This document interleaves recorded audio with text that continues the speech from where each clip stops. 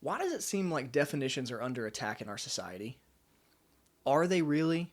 Or is this just conservatives being too conservative, right? Just everything's a problem, everything's bad, and, any sort of change is negative, right? I think definitions really are under attack. And even if it's not a maliciously intentional attack, there is something very bad about it, if not nefarious. Life is often described as a journey. I think we've probably all heard that. I'll take that. Let's say that life is a journey. Journeys require direction. If we are to not get lost along the journey, if we are to properly navigate, we need clear direction. Definitions are foundational to directions because directions have to be articulated in a way that gives us the ability to distinguish between a multiplicity of different paths. And the way we distinguish between different potential paths, between different potential options, is with respect to the way they are defined and described. If someone can't coherently describe to me the locations and the reference points which they are giving me in order to help give me directions to somewhere, then I'm not going to have a whole lot of success in utilizing the directions effectively so as to navigate the terrain well and go on my journey effectively, right? Take, for instance, the idea of a roadmap, okay? Or let's bring it into this century. Let's say I'm asking Siri how to get somewhere, or Waze. Waze is a better app. Waze has me get on, let's say I'm making up interstates, Interstate 92. And it says travel 211 miles on Interstate 92. Get off on that exit. You'll be able to refuel there.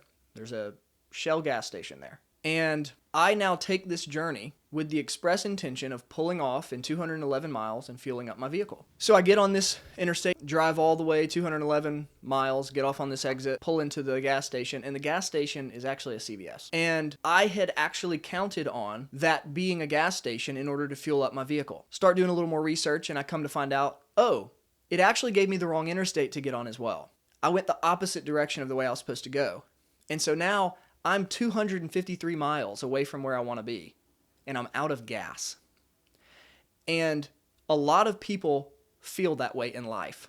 A lot of people end up with bad outcomes in unfortunate circumstances because they couldn't see clearly. And they couldn't see clearly because they weren't thinking clearly. And they weren't thinking clearly because they had misdefined some fundamental aspects of reality. And those misdefinitions had misled them. Those misdefinitions had caused them to get on the wrong interstate, get off on the wrong exit, and end up at a CVS that was supposed to be a gas station. Definitions matter because definitions describe reality. We can pretend like we have the authority to redefine and recreate reality if we wish. What we don't have the freedom or the ability to do is avoid the practical consequences of that. We can pretend like men can be women and women can be men all we want to. We can pretend like men who don't work 80 hours a week are lazy and that loving your family is exclusively working all the time. We can pretend that as well. We can also pretend like women who stay home to raise their children are stupid. That's real nice for women that aren't educated and that don't have something better to do. But for women who are really sharp and capable, they should go out into the workforce. We can pretend about all these things. We have the ability to do that. God has granted us the freedom to make those types of choices. What we do not have the ability or the capacity to do is to avoid the undeniable consequences of those choices and those misdefinitions of reality. We will be able to navigate reality effectively so as to go on the journey of life and actually arrive at the destinations that we wish to arrive at to the degree that we're properly able to define reality so as to see it clearly and navigate it effectively. When we're unable to see reality clearly, we're just not able to operate effectively within the confines of the objectively founded realities that we find ourselves. A lot of people want to pretend like we get to just decide what things are, what men and women really are, what their roles are. But the truth is, they were built for a purpose.